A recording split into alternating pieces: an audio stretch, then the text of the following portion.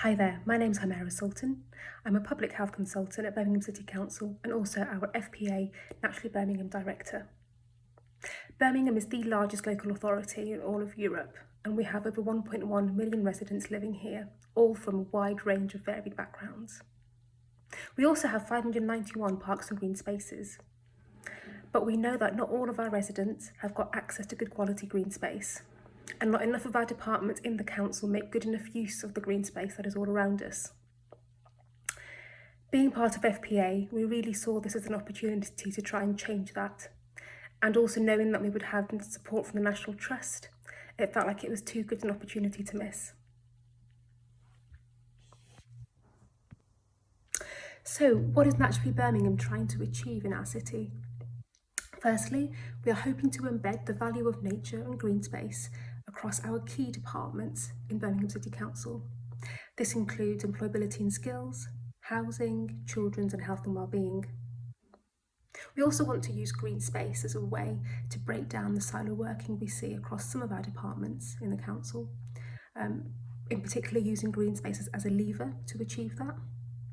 And finally, one of our main aims is to try and achieve environmental justice by using green spaces in nature, thereby helping those people in our society and in Birmingham that we know are suffering from poor outcomes due to social injustice.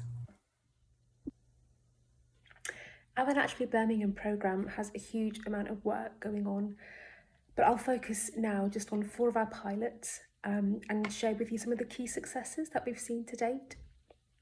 So firstly, if we look at our employability and skills pilot, our original plan was to set up a physical skills showcase which would highlight all the different jobs that are possible in the green spaces sector, take the skills showcase all around the city in our various parks, schools and colleges.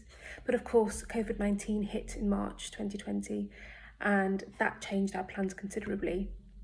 What we now have is an online skills showcase on YouTube, and we now have nearly 40 videos of different individuals talking about all the different range of green space jobs that are available, why they love it, what they get from it and how they got there. It's proving really popular and it's growing every week, something that we're incredibly proud of. Our health and wellbeing pilot has also been really successful.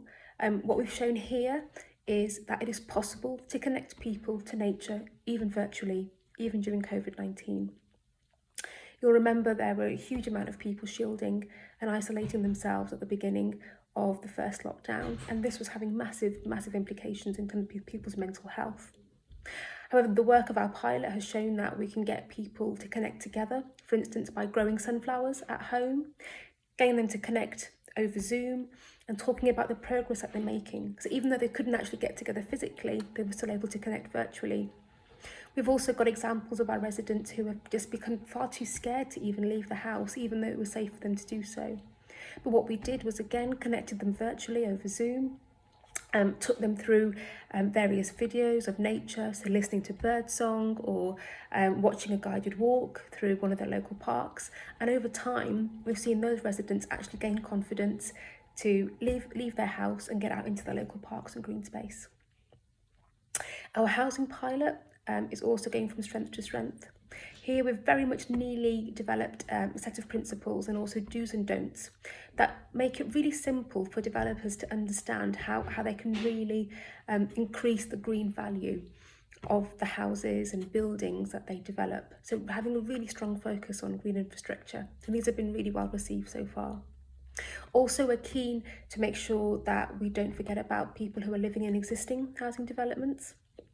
And what's been really surprising here is just how many tenants have been excited to want to work with us to really develop the communal garden space in their existing gardens. And we're currently working through that process now. And finally, the children's pilot. There's a lot that I could say here, but I'll focus on our early years experience to date. One of the things that we did was hold 2 webinars all around green spaces and how to support settings. So those looking after children under the age of 5, how to support them to connect nature to their young children that they look after. And what we also did in these webinars gave them some really simple examples of what they could do to help children experience nature. We had a local ranger coming to talk at these webinars as well, giving them examples of things to do. And what we started was a conversation of really enthusiastic early years practitioners who were all themselves exchanging ideas about what was possible. And what we've now got is we've got over 60 practitioners who have left feeling really motivated, wanting to set up growing corners or sourcing cheap onesie wetsuits to take children out in the rain, which they would never have done before, and so much more. And what's also really exciting is that our local rangers are now creating videos of activities that these staff can do to help continue the nature connection journey. So I'm just going to finish on the kind of change that we expect to see on the ground after the FPA programme is finished. One of the first things that we really envisage seeing and feel confident about is that we'll have green champions across the key council departments that I've talked about. There'll be the people who really get the FPA programme, who have been on the journey with us, who can embed processes into their everyday working and also bring others in the department on board too. We've seen success with this in the early years team, and we're working on a similar process with other departments in the council too. We're also developing a governance model right now, and this will be the main lever or avenue through which we achieve environmental justice. And this is the place where we will be influencing key decisions about where we build as a city, what we build, and also how do we mitigate the loss of public open space. And finally, if I can just finish on one thing, our FPA mantra has been pretty much, let's try and see what happens. That was the approach we took in all of our pilots, and you've heard some of the fantastic results that we've seen already.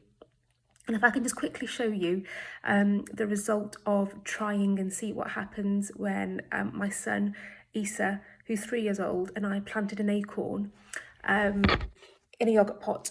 This is actually what happened in, 3 months later.